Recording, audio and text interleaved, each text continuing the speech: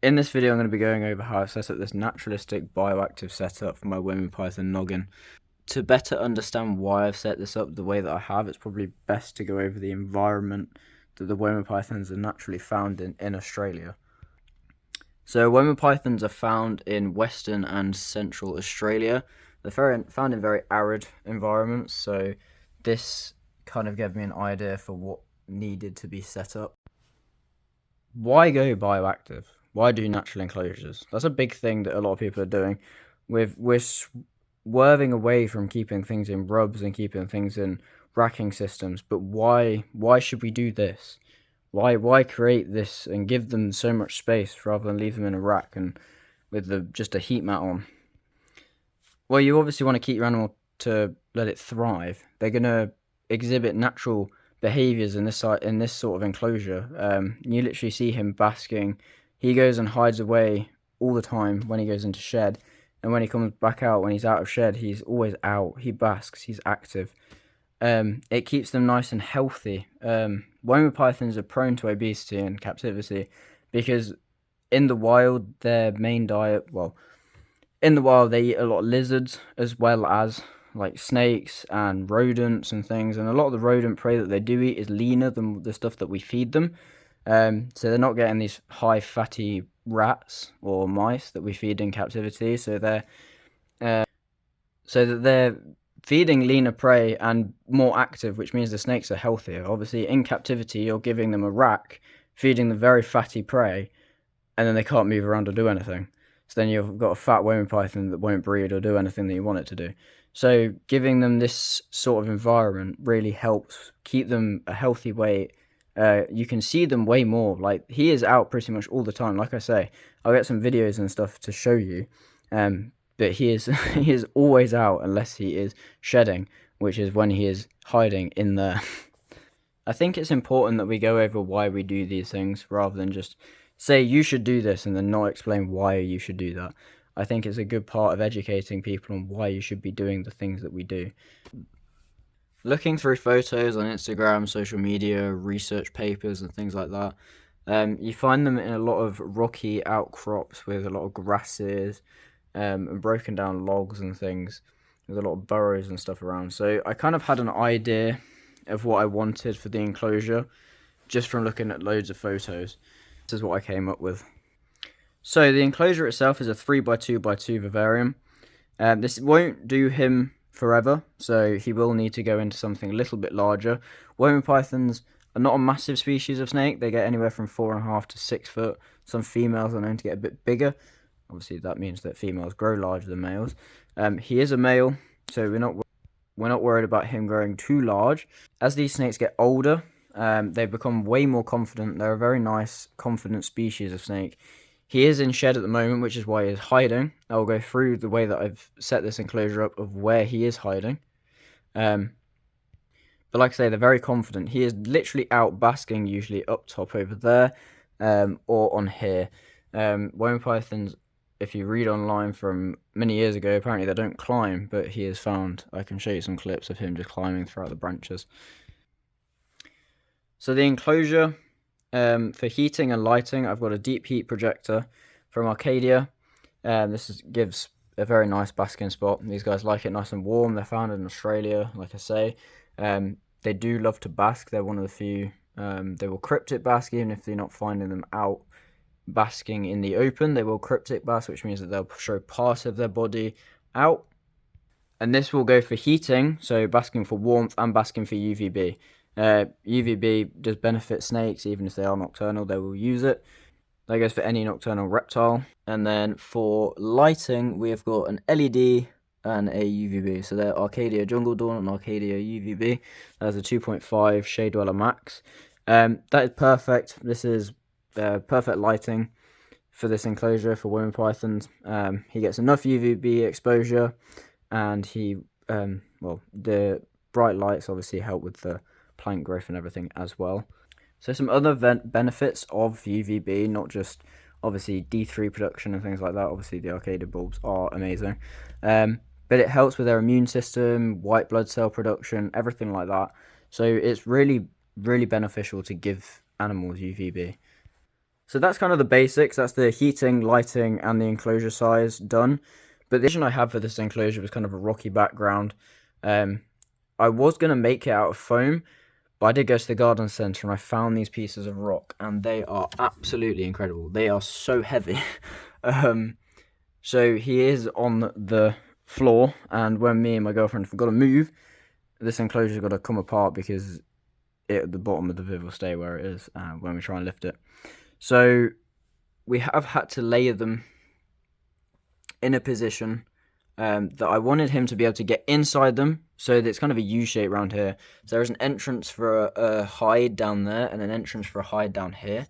There is a bit of spiderwood coming out of there as like roots, but that is an access for a hide. It is a warm hide because obviously he can sit under the basking spot. This rock is nice and warm. He sits up there as well. But this is like a cooler hide. He has got another piece of rock down here underneath all this grass, which he can use as a cool hide. He has not used it yet. He likes to sit actually within the grass as his main hide. So I had the vision for all these rocks, but I needed something to make sure that they don't move, so they don't squash him. So Zoomed have a great product, excavator clay. This stuff is absolutely fantastic. I used it on the background. As the background, I want to add a ledge over in that corner, but that will be for when we move, or potentially when he goes into his larger vivarium.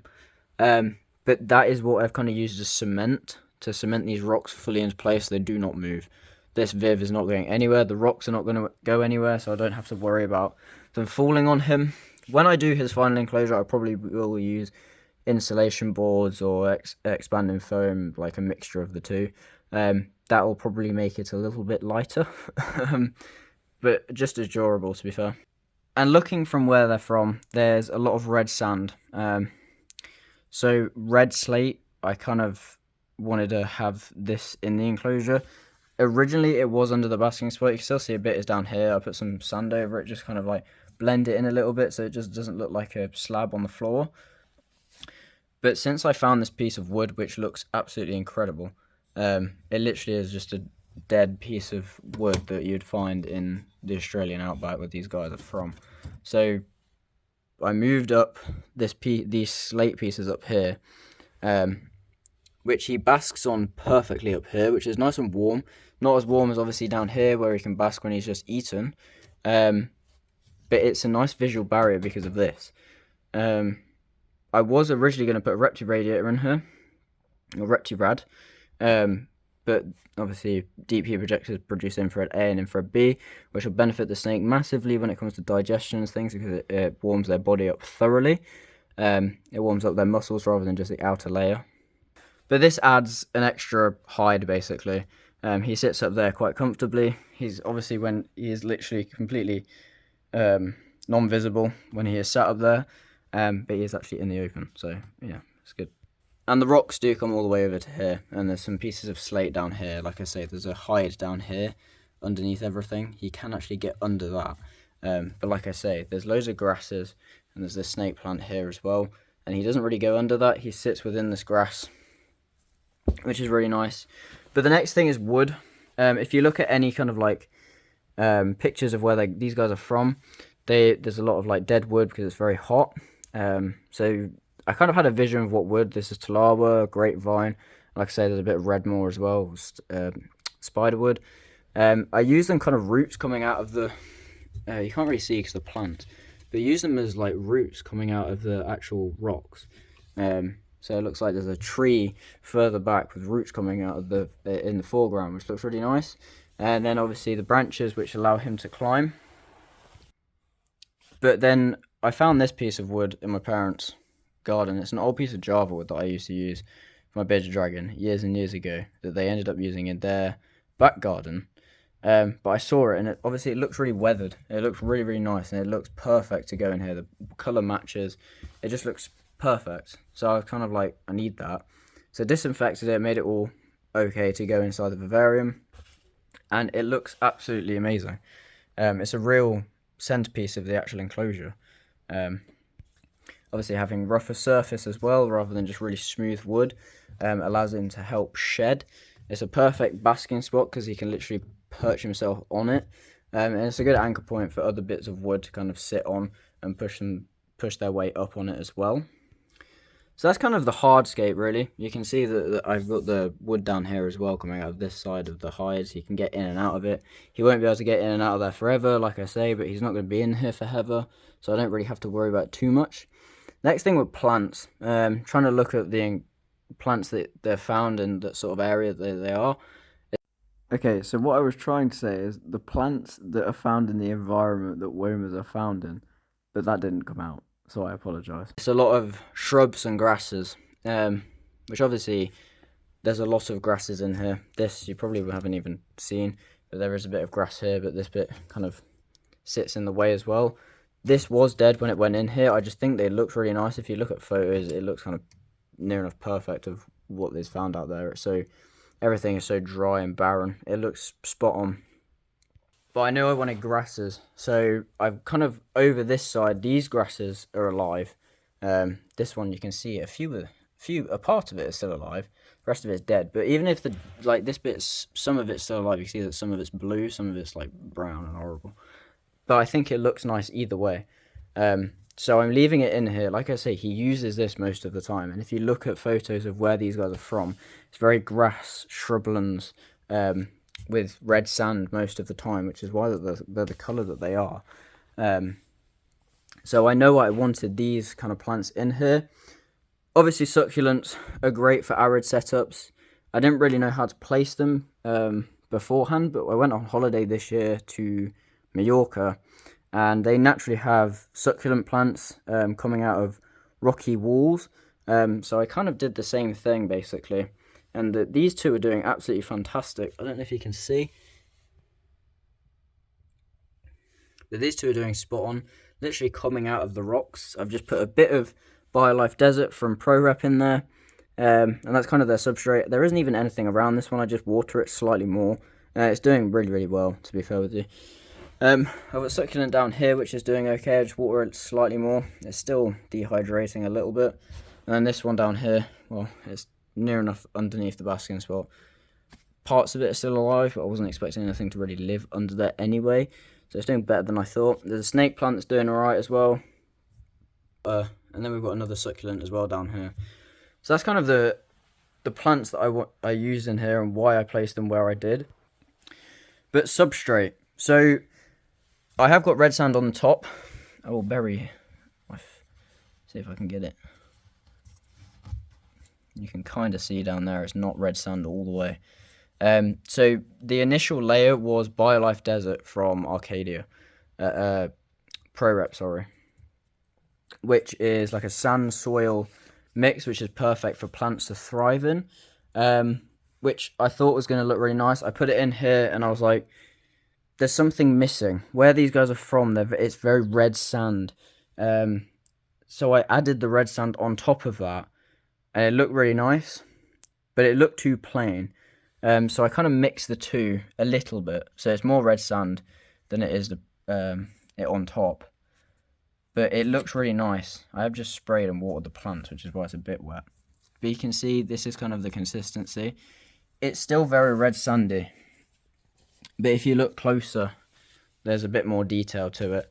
I also added, there's bits of cuttlefish in here as well. This is a bioactive setup. I haven't got any orange springtails in here, but there is absolutely tons of clown isopods, and they are doing incredible in this enclosure. There's literally little bits of cork around and underneath these plants and everything. I keep finding them underneath the water bowl as soon as you pick it up. There's clown isopods. They're a great species of isopod that do well in more arid conditions. Obviously, underneath the water bowl and underneath the plants and the roots of them, underneath pieces of cork, there are microclimates that they can go to, that they're obviously going to live a little bit better than obviously just straight in the desert, where there isn't much nutrients or anything for them. So that's what makes this enclosure bioactive. There are bits of stuff down here for them to eat. I take out any urates and stuff. There is one just there, which has been annoying me. But there's calcium as well, or cuttlefish bone. And there's all sorts of other things that the isopods eat, which make it bioactive. But I still do poo pick, because obviously that's such a large thing for them to eat. It'll obviously dry out before they can eat it all, and cause bacteria and stuff, which we don't want, obviously. Like I say, I wanted to create a slither of nature for my Woma python. Woma pythons are a species that I've wanted to keep for a very, very long time. They're a very unusual python, especially. They don't have heat-sensing pits like a lot of other species, although new research has suggested that they're underneath their rostral scale. They do have like a slight heat-sensing pit or organ potentially, but it's not proven yet to this date anyway. Just to prove that the isopods are doing well, there is a molt of a clown isopod.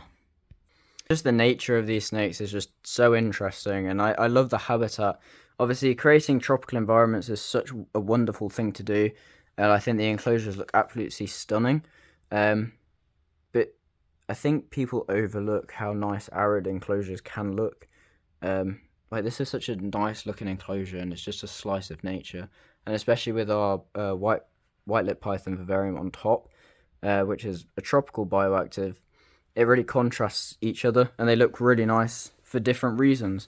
But he uses the whole viv. He uses all of the branches. He uses the basking spots. He uses all the slates. He uses his hides as well. Obviously, Woma pythons are such a weird, wonderful pythons. They're known for going down burrows, and if you find them in the wild, they've got scratches all over them because the burrows they go down to eat the things that they do eat means that there's not enough room in the burrows they go down to catch the food, to coil their prey like normal pythons would do, or they would do. So when they're down the burrows, they kind of have to pin them against the wall, so they get scratched up quite a lot. So a lot of the wild womas that people find have got they're covered in scratches. Thank you for watching this video. I hope you've enjoyed. I hope you've learned something. I hope this has inspired you to create some really nice habitats for your own animals. If you'd like to follow us on social media to keep updated with what's happening with us, make sure to hit us up. Thank you.